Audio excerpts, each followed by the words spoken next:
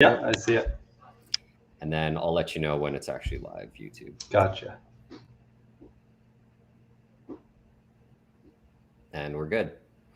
All right. So All right. hello, everybody, YouTube folks, Charli3 folks, and our friends here at Canucks Publishing, formerly Canucks NFT. I like the new rebranding. We're here to talk about NFTs today, and I will let our guests introduce themselves. And here they are.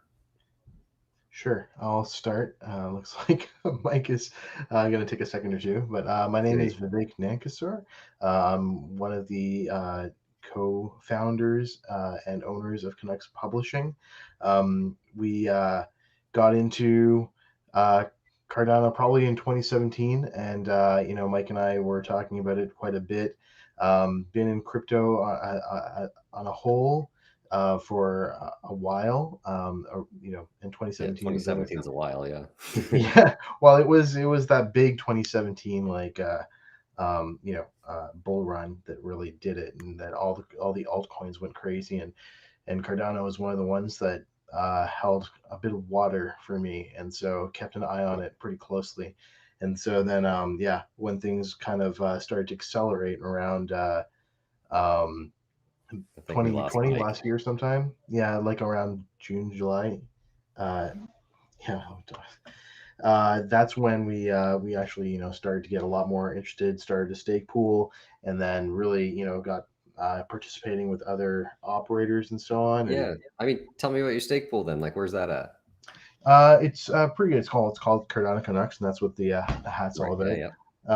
It's did well. I think we were something like 35th on the chain, so we were one of the very early stake pools.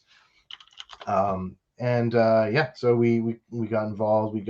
We started talking to other stake pool operators, like, how do you do X, how do you do Y? Like, do you get your delegators asking you, when am I going to get my rewards and stuff like that? Yeah, always. Number one question. That's a big thing. Yeah. So, I mean, outside of the stake pool, though, I mean, you're running this NFT thing, and that's pretty exciting. We've already been used. I don't know if the viewers are aware, but we did a like 100 NFT kind of test drop through you guys a while ago. I think that was amazing. You guys built an amazing front end for us. Like, I wouldn't have been able to manage that. So appreciate that was very exciting. And I think it's unfortunate that like people like you guys don't get a little bit more attention, because I think your platform is really good. You guys are probably the smartest people I've met as far as NFT things go. But like, I noticed you're not even like mentioning a lot of the like ecosystem graphics, which is dumb. There's really stupid things that are listed, and then like legitimate people are not. So I'm glad we were able to work together and get this out there. It's like, we have a bit of a small following, so it's able to push out a little bit more good people, and that's what I want to do, is just connect the ecosystem as good as possible, right? Yeah, and I can talk on behalf of Mike until he gets back. We really appreciate working with you guys too, right? Like, I think we're a bit of a sleeper, right, in the ecosystem. We've heard that from a couple of different people, but at the same time, we're trying to build our foundation right. So, we tested the waters with Canucks NFT, which was our first big drop, and we did it from to end, and doing that end-to-end drop, we learned a ton, especially of what not to do, and from that we said, you know what, we built the platform mostly, so let's just finish building the platform and help other people launch projects. Yeah, and I mean that's kind of a big deal right now, is launching different projects. I mean, even for us, I think it makes a huge difference on where NFTs are going. Like, there's a lot of people that try and fail, and there's a lot of people that have good platforms, they're not so good. But just like the rest of the space, I mean, it's kind of hectic right now, right? So and this is art, a lot of this is art to varying degrees of goodness. But it's something that can connect people, right? Art's always been something that can do that. So I think it's changing, or at least altering the culture a little bit. Hey, Mike's back. There we go. I'm back. So it's Mike, we're just talking about NFTs altering the culture a little bit, because it's art, it's something to connect people. And I think in crypto, it's a weird spot. You know, NFTs are so hot. Everybody's just buying up everything for whatever reason. And I don't know, like, what are you guys' thoughts on that? Like, good, bad? Like, yeah, So I'm on the fence. So I've actually, thought about this quite a bit, and there are effectively two different camps when it comes to NFTs. People who are very much on that art side of it, they appreciate it as independent pieces of art, and they resonate with, say, the what you do with art, right? The meaning behind it, how you like connect with it, and things like that. Yeah, Then there's very much that other side. It's like, I'm going to buy this thing, it's going to appreciate, and I'm going to sell it for a whole bunch more. And that's all I want to do with NFTs, just money, right? hey? And Yeah. yeah, and it's like I totally get it. It's a financial space, right? So people are always looking for that kind of angle, but it's a very different reason to get into NFTs. Yeah, yeah, for sure. Mike, your turn.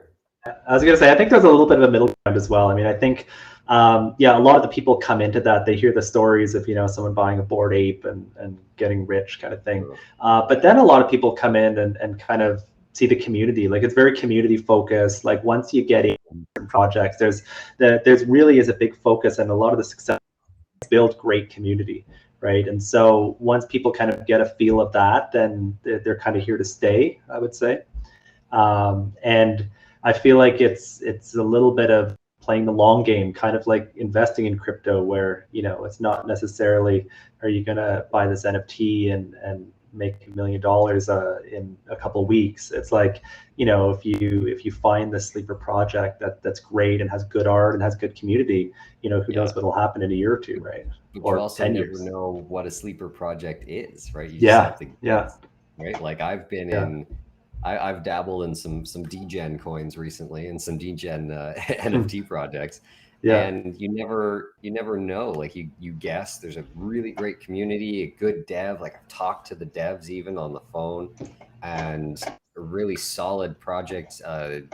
Milestones and everything. The community's bumping, shilling everywhere. It looks fantastic, and then in like 2 hours, gone. Devs leave, community's dead, nobody talks, and it looks way better than option B. And then option B rolls through the moon. I mean, I've seen the same thing with freaking NFTs. There's some amazing art, like some of the ones that we had made, our first ones that were like full on 3D animated music, shimmers of water everywhere, leaves blowing in the wind. And, it sold for a good chunk, but like, then you have a piece that's a picture of a two-tone rock that's sold for $2 million. Like, how do you know? And I think on your guys' side, I mean, that's a big deal to try and I'm assuming you're researching on like what kind of things are good and what's taking off. And I know Vivek and Mike, you're especially Vivek, you're really big into tracking those kind of metrics, right? Absolutely, and like for us, it's key for us to figure out what's going to make a successful drop and what's not. Not only just from a like a project perspective, like for our business, but it's also to encourage people to have like successful projects of their own, creators for their ability to bring their ideas to life, right? And so um, part of it is really activity in the community outside of the NFT project, right? So one of the more successful drops that we were gratefully part of was the Wild Warriors drop, and from that one we saw that Ape had done a great job of curating that audience over a long period of time, and then you know um, and he's just a great actor in the community, right? And makes all the difference. And as soon as he started, saying, well, okay, well, this is something he's going to do, then everybody was kind of on board already because of a pre-existing, relationship with him online. Yeah, networking and stuff can be a big, huge deal. I mean, I've only gotten to where I'm at in this space so far by networking, just like meeting the right person who happens to have an opportunity at the right time that goes somewhere. And like, I think that's also just, again, I want to talk about culture in these things. And end of the space, and that's a big Yeah. part of it. You know, like you can be the most amazing technical analysis person and understand all the technical details of how things are built, and you might not get anywhere. You know, like it's Yeah. so a lot of it's just kind of luck, and that's how I feel with NFTs too. And but that's investments now, right? It is and it isn't. I mean, it is honestly a big part of it, but I think it really is what you put in. I mean, there's a lot of NFT projects in the space, a lot of stake pools out there. We see it everywhere where people think that, you know, you spin up a stake pool and everyone's just going to come, or you create 10,000, you know, random pieces of something and everyone's just going to flock to your project, right? It really is what you put into it. And that's the one thing with Ape. It's like, yes, he had a big following already, but he kind of work into just that concept, working with the artist to get everything just perfect, and like over and over, just making sure that everything made sense. So you put into the backstory and everything, you're going to see the results. Yeah, it definitely pumps up the chances of it being better. Yeah, so I think the luck ideals is more of like, what are your beliefs and values, and like I believe in luck is a big part of it, but I also believe exactly what you said. Like you're never going to get anywhere if you don't work for that opportunity that you've had presented to you. Right? So yeah, totally, absolutely. But you know, I've seen some, like, talking about crap art, some like YouTube videos in the past that have just been absolute trash, and there's some amazing ones that people put tons and tons of work into, and the trash one just goes right through the roof. You know, like or games like Flappy Bird, right? Like who's to say? But it was addictive and it's small, and the guy made a ton of money. So sometimes it's luck, but yeah, put the work in. I think that's just an age-old thing of put the work in for sure. And we're doing that with ours. I'll use this as a chance to plug our own thing. We have another NFT drop project coming up between ourselves here and another artist for Charli3 stuff. It's going to be about 1,500 pieces. Yeah, so 1,500 pieces, and there'll be like 10 or 15 potentially random mint pieces that are unique that will have utility in the future. And another thing on this is that like not almost all, but half of the proceeds, I think, will end up going to Drop for Drop, which is the well building charity that we're dealing with. So I guess the Canucks guys are getting in on this now too. And it should pool. I think what I've figured out is that it should fund about 16 wells, which is huge for their company, because they usually only get funding for one well every couple of months. So so we should be able to fully fund 16 wells for their company, and it goes straight to them. We don't touch the money at all, so it's complete charity, and they can take it that way too. So it'll go straight back to the people, and I'm really excited about doing that. I know so many people make NFT projects just to gain a ton of money real quick, and I'm not doing that with this one. It's for the community, and it's to celebrate Cardano going live and celebrate our partnership with Drop for Drop. So I'm pretty excited about that one. That's awesome. Yeah, we're looking forward to seeing that one come to life. It's it's exciting. I know the artist just gave us new stuff yesterday, and we just received. They're looking great, so I'm super excited how it's all coming together. Yeah, it's pretty cool. So what do you think? Like, you're talking about putting the hard work in, and we got this drop coming up. Like, what are some of the things that you guys look at for as far as like marketing these things? Like, what have you seen that it kind of works? Like from Charlie's side, we're actually going to be doing that later, and like scrubbing a lot of NFT data on that, you know, micro side, I guess, and seeing what kind of prices should be paired for different types of sizes of projects and what's been put into it and metrics behind that. But like, I would love to know what you guys have come up with already, because that's a future thing for us. For sure. I mean, I think there's one of the things that we've been thinking about a lot lately is just the user experience of actually buying an NFT. Right. Slightly different from your question. I mean, I think we'll go into that in a second. But one of the things is a lot of the macro. Like what you guys figured out on your site, like what's going to be better. Like we're talking micro. We know who cares about that. What can you see? What's the big deal? Like how can we make this pop? You know. Yeah. Well, like I said, on that side is to buy an NFT, make sure they have a good experience, right? That it goes smooth. We're working on wallet integrations right to make that even easier for people to, to not have to copy and paste addresses and stuff like that, to make a lot seamless experience. So who are you working with? I know Nami has that, right? But who else? Nami is pretty much one of the only ones right now that you could integrate with in the browser. And so we just kicked off a partnership though with your wallet. So we just announced that this week. And yeah, that's super exciting because we're integrating and that into our NFT.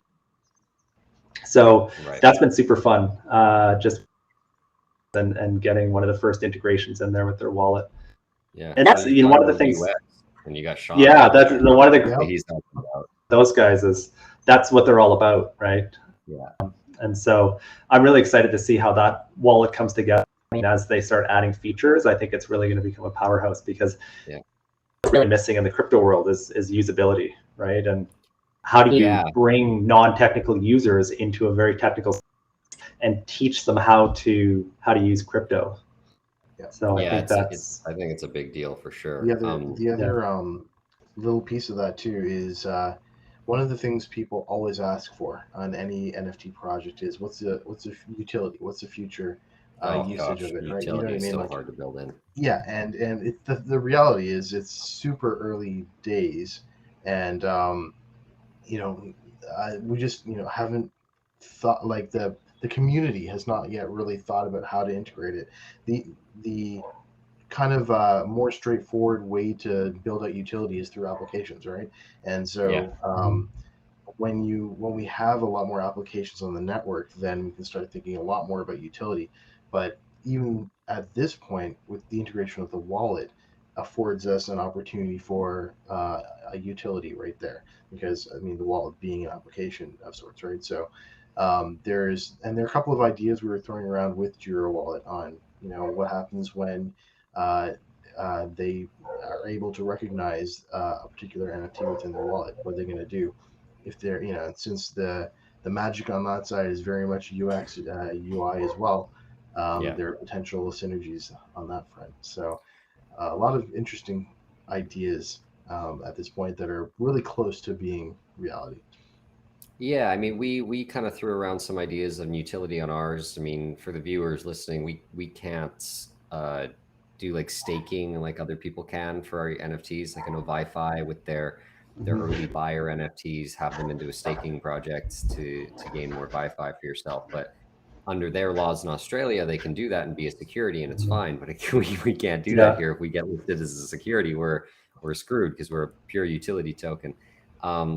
So we threw around some ideas, I think, the other day. We haven't settled on one, but there might be some sort of a whitelist thing for holding our last drop, or so, like in what form that might take. We're not sure, like being able to buy early or being able to buy for lesser price or whatever. But the same sort of thing will maybe happen for this next one, and there'll be prizes attached to the next unique ones as well. But I think there's funny ways around utility. I think there's some other projects that have like, and to increase the buying pressure of these things after the launch is like, if you hold a certain amount, it allows you to get some sort of a benefit or staking benefit later. And I'm like, well, that's cool, because then it makes it valuable for people to trade, right? That's one of those things that, that's one of the great things about NFTs is it's like uniquely identifies your wallet, and it's not only your wallet, it's who holds it, right? So this is whatever right this you as a holder, that is transferable to someone else, right? And so if that means holding this token means your whitelist drops, or if it means you're earning rewards of a certain token, whatever that gives you, you can buy and sell or trade that ship to other people, which is really the whole thing about it. I thought I had an idea to like really make things valuable, but my fellow founders really shot it down. So I'll share it here because it's dead now. Is that we get offered sometimes just from being in contact with people early, like whitelist and their things. And sometimes I've split that between different people, allocations that were allowed just to share the wealth, because not many people get whitelists, right? And I thought, oh, well, if we have like 100 people that have these tokens or something like that, then I could have like a random lottery draw out of those 100 to get a portion of whitelist that we get in different projects, like up to like $500 to $1,000 in whitelist. And we're like, we can't do that technically because, you know, it's being offered to us specifically as a team, not to just random people. And then how do you deal with the different wallets? I'm like, okay, I was just trying to help the people out. I mean, come on. Yeah. So, but yeah, we thought about like roundabout utility ways like that. And it's hard, but like you guys said, it's very early days. I'm sure there's some platforms like yourselves or others that will build in some sort of magnificent features to them. Yeah. Yeah. And, you're not going to throw this one over to Mike, but we because we're treating this like a real product and with a product roadmap and that sort of thing, we actually just had a sprint meeting to define what's in like the next couple of weeks and then what's going to be deferred a couple of weeks later. And whitelisting is absolutely on the list, and I'm really personally excited to see it start to those things start to come to fruition. Because I'll be excited to use that for our drop then. yeah, I think it's that's the plan, right? Yeah, but actually, it's a Charli3 drop. You're going to be probably one of the first ones to use it. But you get to be the guinea pig. But yeah, that's that's one of the exciting things about just building the platform and just seeing it evolve features. I mean, one of the things that we added recently, the second half of the Wild Warriors drop, was that throttling to protect the Cardano network. That's one thing you're seeing a lot on social media now, is the effect that these NFT drops are having on the Cardano network. Because this is a where the network it's all based on parameters that you can add the performance of the network. But this is kind of a use case that they didn't think was going to take off so quickly, where you can have these massive drops, unlimited demand happening in such a short amount of time. Yeah. So the ability to actually throttle that. Yeah, some of these projects are so big. It's just like, yeah, how? Like, I could never, and this is where I just can't explain NFTs to people that aren't in crypto, because I don't understand it myself. Is like, there's 10,000 little pieces of silly art that you would never pay $1 for on the street, and people just crush them for hundreds of dollars, and 10,000 of maybe the same thing. I saw one that was cows. Did you see this cow drop a while ago? It was just the exact same picture, not different. No random assets, no nothing. It was just a black and white cow, cartoon cow face, 10,000, sold out in like a few minutes. And I'm like, wow. And it gunked up the ecosystem so hard. I guess the floor of those things was less than the mint price after a while. And I'm like, what? To me, this is just like, a lot of NFT projects are almost like shitcoin, and it's horrible, because this is where I see it in the culture side. Is it, like I said, it brings people in because it's art, and it's a different way to access crypto. And I think that's great, right? The more exposure and everything is good. But in the same way of shit coins and other things, is that you want to be part of something. That's a lot of reason why people are getting into crypto. You want to be part of something. You want to stabilize yourself, make more money. And then you get into these groups, and it's this big community. They're like, buy. And you buy this thing, and it's nothing. Like you said, finding the quality things, and then people get hurt. So it's like, what's the good, like where can we try and educate and protect people as well? Because I think it's equally just as dangerous now that it's a main chunk of crypto. Like I don't know the numbers on the difference, but I would love to know how much money is being traded in NFTs every day versus the actual ecosystem, like, or just versus shit coins, I guess. We'll just put them there. Because it almost feels very equal, and it's hard to say what's it's a similar to say, let's say 2017, when people started really into crypto. Right now, it's just people are rushing into this other, little subset of crypto, and they're learning about crypto through NFTs.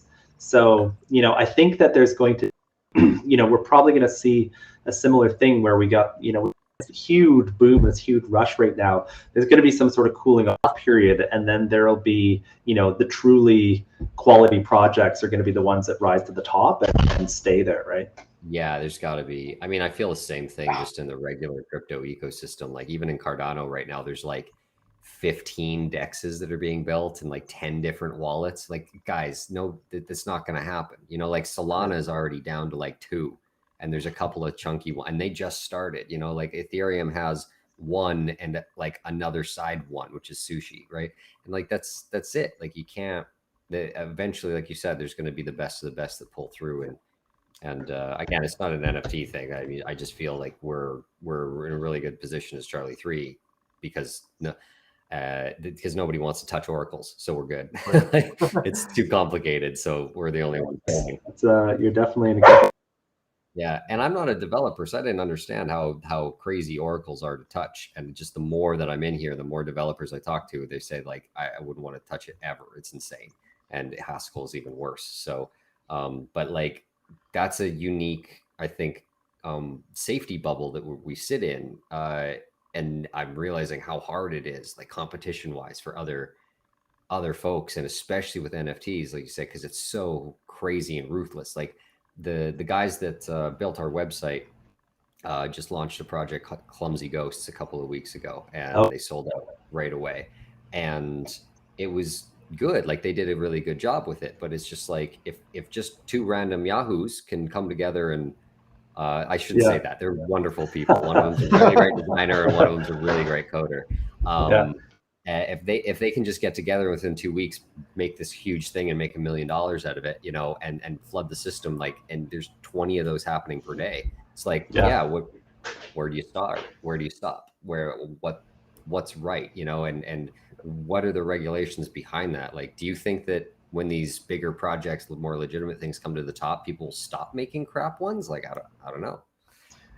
I think it's going to go the same way as like the coins did in 2017, right? Like there's still going to be the one or two that's going to try, but the ones that are legitimate, that are using NFTs for like the purposes of being a membership card or so once there's utility to an actual platform or something like that. Mm-hmm. Yeah, the utility side or I think that, you know, people talk about NFTs being a way for artists to get their art out there, but you know, we're only seeing that a little bit right now. We're not really seeing people bringing a lot of quality art to the blockchain, right? I mean, we're seeing some, but it really, I think there's going to be this shift from only these 10,000 PFP style drops to a little bit more of that true way to get, you know, artists art out in the blockchain. I think and then the projects, that are paired up that way. Like one of our partners, Spores, they're all live on ETH, but they're going to Cardano after. Their whole focus, like there is just quality art people, and I've set them up with a few really good artists, and they said only quality, only really high level, capable people, and they're, you know, their prices have kind of tanked because they're not jumping on the boat of these trash huge things. But long term, I think that's personally, I like that better because I value art and I value the difficulty into it. But art's subjective, right? A banana with a piece of duct tape sold for $127,000 2 years ago, right? So, and it was dead the next day. So it really depends on what you want, I guess, out of your art piece. One of our goals when we were talking about what we want Canucks Publishing to be and do was to enable local artists to have a marketplace to sell their stuff, right? That's nice. We've been kind of reaching out to people here and there, and I mean, we're not close enough yet to building the actual marketplace itself, but it's definitely one of the goals that we have. I like your new logo, by the way, for the publishing company. It's awesome. Oh, thank you. Yeah. It took a little bit of doing. We got through a couple of versions that didn't quite make it, but we're happy with this one. I think it'll work good for your marketplace is my point. So we had one question from the I would love you guys to answer this one. It's just because of our upcoming thing with the charity aspect to it is, do you feel like having a donation portion of the project will help bring interest in a project versus not? Now, I have my opinions on that, but I want to hear you guys. So I'm going to answer that a little bit differently. I think a project should not necessarily need a charity to be legitimate. And there is, I think, a perception in the ecosystem where that should be the case, right? And that's where I don't agree with that. Like, I think now people in and of themselves, if they want to contribute to a charity, then all for it. Like, go for it, right? And the question, I guess, is if it attracts people. I think it does, but not for the greatest reasons, right? I think it attracts people from these guys are legitimate. They're following the requirement, and I'm putting that in air quotes, of having a charity, right? I don't think that's the right reason for it to attract, but I think currently, unfortunately, that's what it does. Yeah. What about you, Mike? A lot of people will, tap charity because they think that exact reason, that it will attract people. I mean, I think that if you're going to include a charity in your project, that it should mean something to you. This should be something that that you want to do. You want to, we're in a space right now that there's a lot of money and a lot of people are throwing money at these projects. And I think it's, from my perspective, it just makes sense that it gives an opportunity to support causes that we believe in, right? So I think it's a great idea for any project to charity. I think using it as a way to attract people is kind of a little bit of the wrong motivation. To answer the question, yes, it might, but I don't think if you're that way, then you're probably thinking about it wrong, or for the wrong reasons. And just so the viewers or whoever watches this later doesn't think that these guys are ragging on us, even because we're planning to do charity thing on our next one, it's exactly what Vivek and Mike have said, is that, we plan to do this and give away to the charity, not because we're trying to get more people involved with the drop, because there's already enough demand for it. It's because exactly, we think there's a lot of money floating around already. There's no reason for us to hoard it at all, and there's a lot of people out there that need this. And part of the reason we chose to build for Cardano to begin with, our team, was because of the philanthropic ideals that they have, especially going on through Africa and stuff. And we wanted to do something humanitarian that way from the beginning, and it had nothing to do with gaining attention. And there's another thing of, like, people think that, again, if we're an Oracle solution or you're a different kind of solution like Giro, I don't know if Giro is doing a drop with you guys at some point, but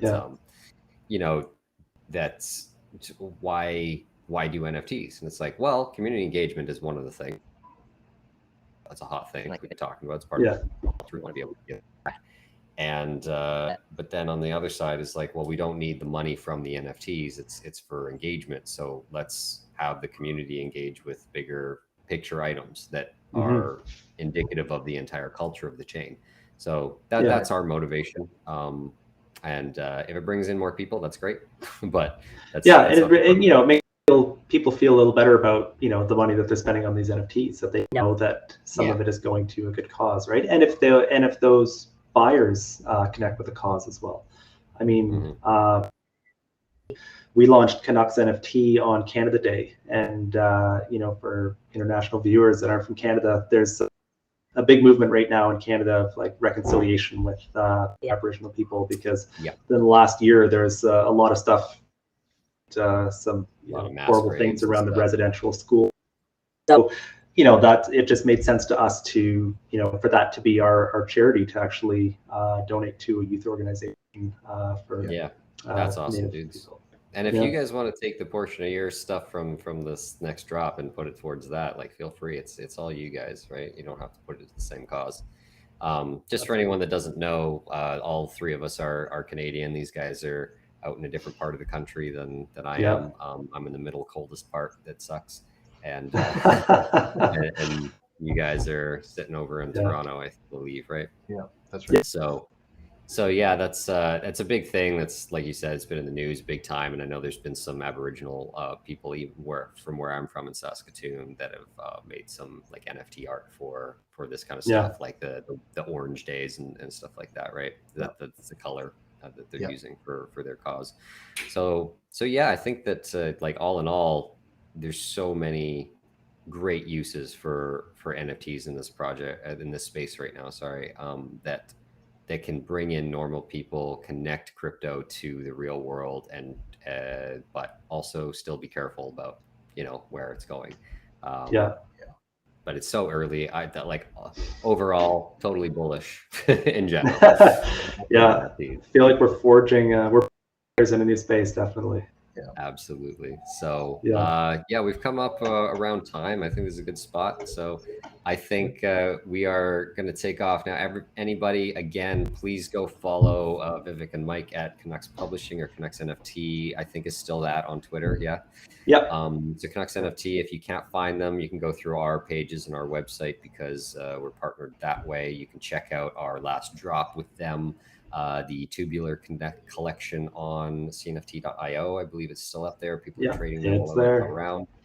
They will have some utility in the whitelist coming through for the next drop. So an idea to maybe pick one up if you're interested in our NFTs. And past that, yeah, I think just make sure you go and give these guys some love because I think they're doing a really great job with a lot of different projects. And like they said, they're kind of sleepers in the space as far as NFTs goes. And they're probably some of the smartest guys that I've met so far. So I'm jealous of their knowledge and capabilities in the tech world. So appreciate having us on, Damon. Yeah, love it. Yeah. So if you guys want them again or whoever you want maybe to be the next guest, please let us know in the comments or direct on Twitter or anything like that. Keep an eye out for our Twitter spaces. I'm going to be doing a lot more of those to bring more to you guys. And I hope you have a lovely night and or day wherever you are in the world. Goodbye, everybody. And awesome. Keep trading smart.